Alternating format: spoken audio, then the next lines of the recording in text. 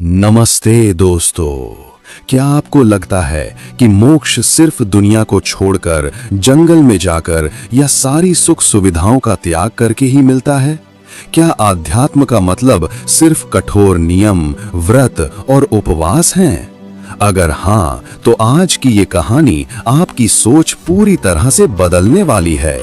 ये कोई सामान्य पौराणिक कथा नहीं है दोस्तों, ये एक ऐसी अद्भुत और अनसुनी गाथा है जो हमारे सनातन धर्म के एक ऐसे रहस्यमय और गूढ़ ग्रंथ से निकली है जिसका नाम है कुलार्णव तंत्र।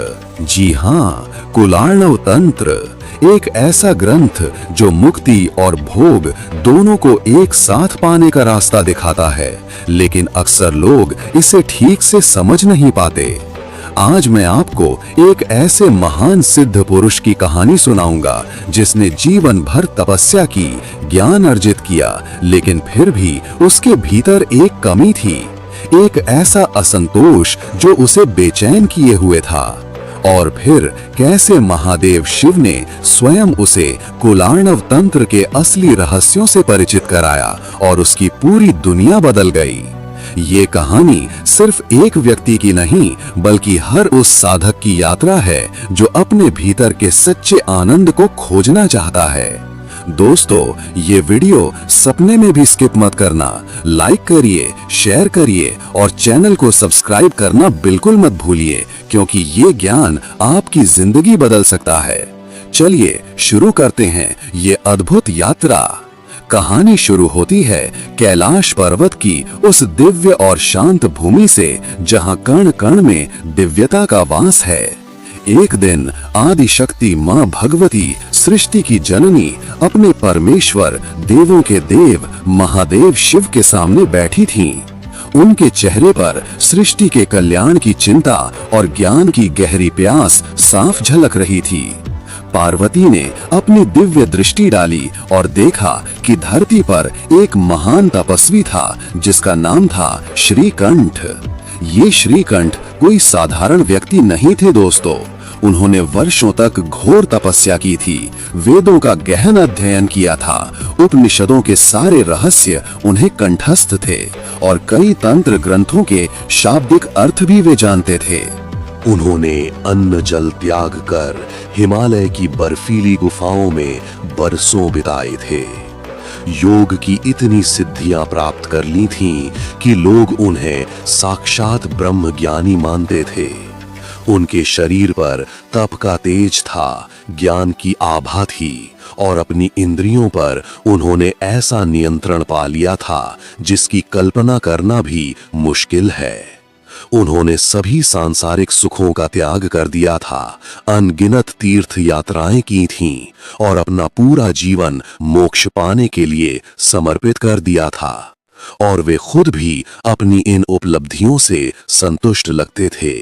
लेकिन महादेव शिव की योग निद्रा से भी आर पार देखने वाली दिव्य दृष्टि से ये छिपा नहीं था कि श्रीकंठ के भीतर एक सूक्ष्म असंतोष की ज्वाला अभी भी जल रही थी।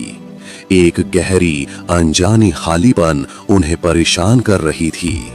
उनके ज्ञान में गंभीरता तो थी, उनके तप में प्रचंडता थी, लेकिन उनके हृदय में आनंद का वो परिपूर्ण झरना नहीं फूटा था जिसकी वे जीवन भर कामना करते रहे थे।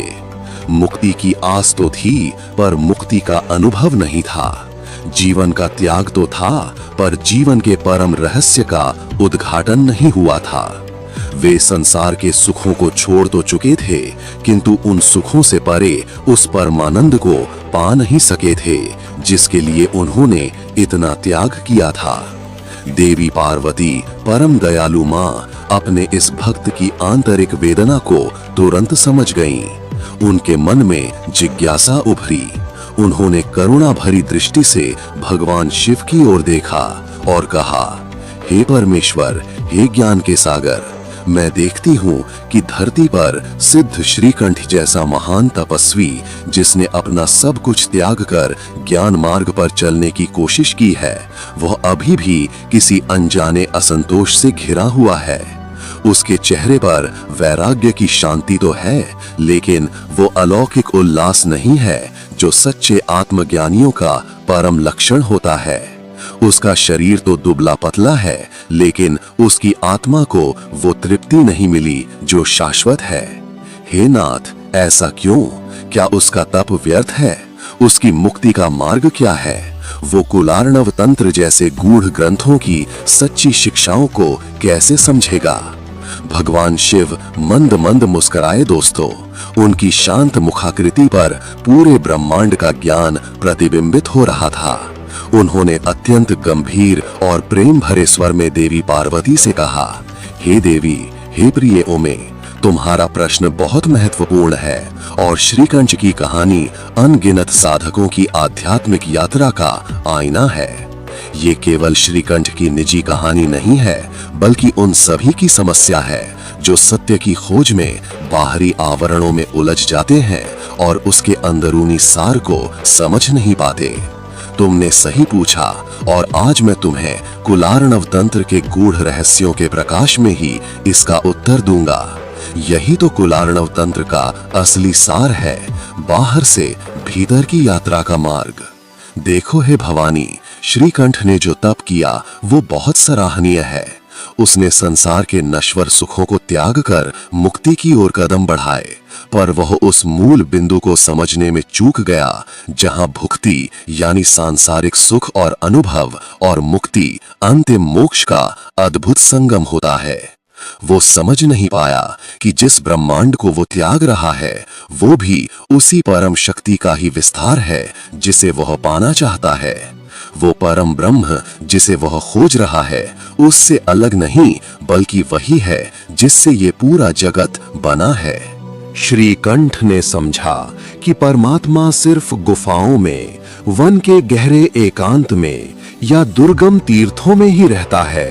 उसने बाहरी शुद्धता पर जोर दिया, कर्म कांडों को निष्ठा से किया, ग्रंथों का पाठ किया, लेकिन उसने ये नहीं जाना कि कुल यानी शक्ति तत्व का मूल निवास मनुष्य के अपने शरीर के भीतर है।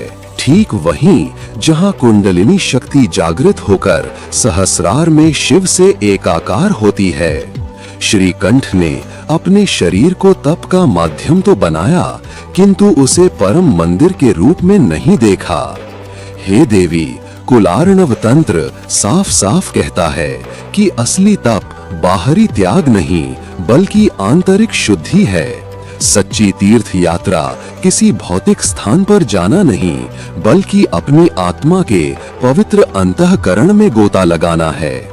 जिस शक्ति को वो ब्रह्मांड में खोज रहा था, वही शक्ति उसकी हर सांस में, उसके हर हृदय स्पंदन में और इस पूरे दिखाई देने वाले जगत में जीवित है।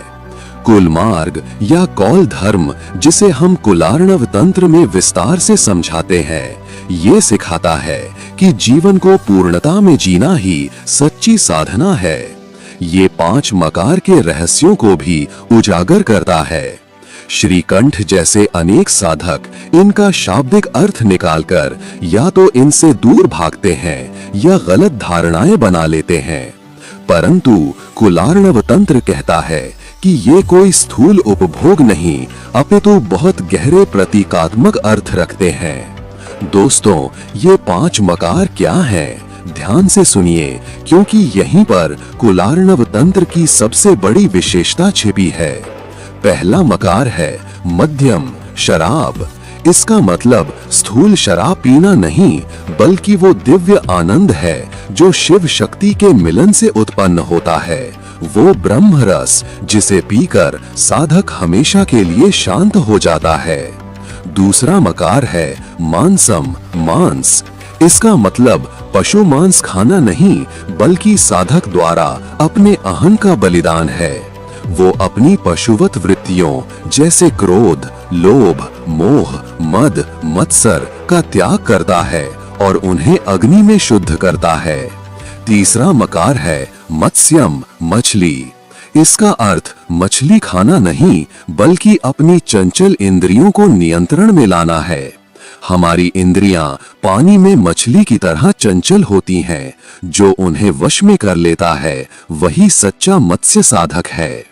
चौथा मकार है मुद्रा, धान्य विशेष या हाव भाव। इसका अर्थ केवल हाथ के संकेतों तक सीमित नहीं, बल्कि उन पवित्र अवस्थाओं को प्राप्त करना है जहां साधक सत्य का दर्शन करता है।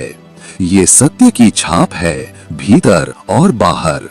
ये उस धैर्य और एकाग्रता को दिखाता है जिससे मन के सारे विकार दूर हो जाते हैं और वह परमात्मा को प्राप्त कर लेता है। और पांचवा मकार है मैथुनम, संभोग। इसका मतलब स्थूल कामुक क्रिया नहीं, बल्कि आत्मा का परमात्मा से विलय है। वो परम आनंदमय समाधि की स्थिति जहां द्वैत का हर भेद मिट जाता है और शिव शक्ति का अविच्छिन्न मिलन घटित होता है। ये कुंडलिनी का सहस्रार में उठना और शिव से एक हो जाना है। ये कौल मार्ग केवल सूखा ज्ञान नहीं दोस्तों, ये अनुभव का मार्ग है। इसमें गुरु की कृपा सबसे ऊपर है, क्योंकि गुरु ही साधक को इन गूढ़ रहस्यों का असली ज्ञान कराता है। श्रीकंठ ने ज्ञान तो इकट्ठा किया, पर गुरु परंपरा द्वारा अनुभूत ज्ञान से वह वंचित रह गया। उसने बाहरी त्याग को ही सब कुछ मान लिया, जबकि सच्चा त्याग संसार से विरक्ति नहीं, बल्कि संसार के प्रति आसक्ति का त्याग है। श्रीकंठ ये भी नहीं समझ सका कि जो परमात्मा उसकी मुक्ति का कारण है, वही परमात्मा उसके भोग यानी भक्ति और जगत के अनुभवों का भी स्रोत है। कुलार्णव तंत्र स्पष्ट कहता है कि भुक्तिश्च मुक्तिश्च करे तिष्ठतः कौलिनाम। भुक्ति और मुक्ति दोनों ही कौलों, कुल मार्ग के साधकों के हाथ में होते हैं। वे न तो जीवन के अनुभवों से भागते हैं और न उनमें लिप्त होकर फंसते हैं। वे जानते हैं कि सब कुछ उसी एक दिव्य शक्ति का विस्तार है और उस शक्ति का स्मरण करते हुए जीवन जीना ही सच्चा भोग और सच्ची मुक्ति है। और हे देवी, मेरी इन बातों को सुनते ही श्रीकंठ के भीतर एक सूक्ष्म परिवर्तन शुरू हो गया है।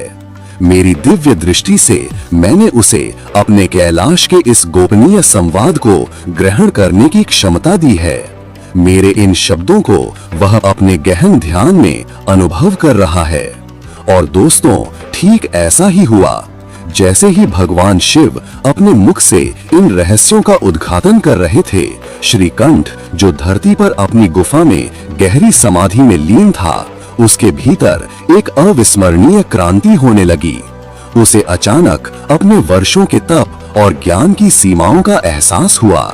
वह जिन तीर्थों की यात्रा पर गया था, वो सिर्फ पत्थर की मूर्तियां और पवित्र नदियां नहीं, बल्कि प्रत्येक मनुष्य के भीतर स्थित तीर्थ के प्रतीक थे, जहां आत्मा स्नान करती है और अहम को धोया जाता है। उसे महसूस हुआ कि उसने सत्य को जानने के लिए संसार से आंखें बंद कर ली थीं, जबकि सत्य तो प्रत्येक कण में नृत्य कर रहा था। उसने परमात्मा को दूर आकाश में या परम निर्वाण में खोजने की कोशिश की थी, जबकि परमात्मा तो उसके भीतर शक्ति के रूप में जीवित था। उसकी कुंडलिनी में सोया हुआ था, उसकी हर सांस में स्पंदित था। ये बोध, ये एहसास श्रीकंठ के लिए एक नए जन्म जैसा था। उसने अपनी तपस्या का रास्ता बदल दिया। अब उसने बाहरी कठोरता को छोड़कर आंतरिक साधना शुरू की। वह अपनी इंद्रियों को बाहरी चीजों से खींचकर भीतर मोड़ने लगा। उसने जगत को त्यागने के बजाय जगत में ईश्वरीय चेतना को देखना शुरू किया। पेड़, पौधे, जीव, इंसान, पानी, हवा, उसे हर जगह वही आदि शक्ति कुंडलिनी का नृत्य दिखाई देने लगा। उसने अपने भोजन को भी केवल शारीरिक पोषण न मानकर उस दैवीय ऊर्जा के प्रसाद के रूप में ग्रहण करना सीखा, जो उसे भीतर से शुद्ध और सशक्त कर रहा था। उसने अपने विचारों को नियंत्रित किया, नकारात्मक भावनाओं को मांस की तरह भस्म किया, अपनी चंचल इच्छाओं को मछली की तरह वश में किया। उसकी हर क्रिया अब एक मुद्रा बन गई, जो आंतरिक शुद्धि और बाहरी व्यवहार में सामंजस्य स्थापित कर रही थी। और सबसे ऊपर उसने अपने मैं को ब्रह्म में लीन करने का वो परम अनुभव प्राप्त किया। दोस्तों, यही उसका वास्तविक मैथुन था, जहां उसकी व्यक्तिगत आत्मा शिव का परम शक्ति से एकाकार हुआ। ये कोई बाहरी कर्मकांड नहीं था, बल्कि उसके अंदर का सबसे पवित्र और दिव्य यज्ञ था। श्रीकंठ के भीतर आनंद का वो अथाह सागर उमड़ पड़ा, जिसकी वो वर्षों से कामना कर रहा था।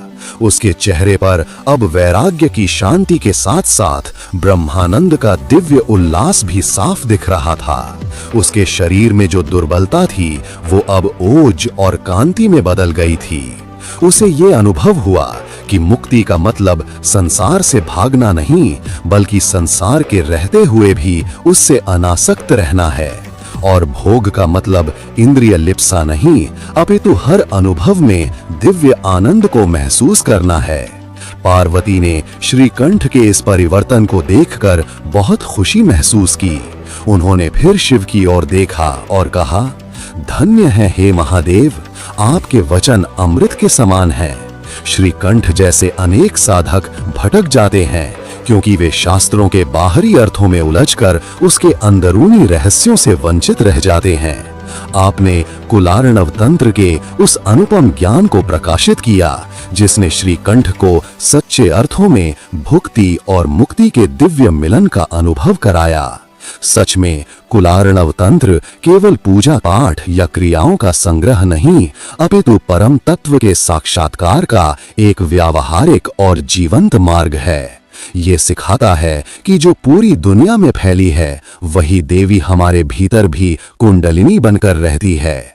शिव ने कहा, यही सत्य है हे भवानी। कुल मार्ग के साधक को कहीं दूर भटकने की आवश्यकता नहीं होती। उसे अपनी आत्मा के भीतर ही पूरा ब्रह्मांड, सारी शक्ति और सारा आनंद दिखाई देता है। वह अपने जीवन के हर पल को यज्ञ मानता है और हर अनुभव में दिव्य ऊर्जा का अनुभव करता है।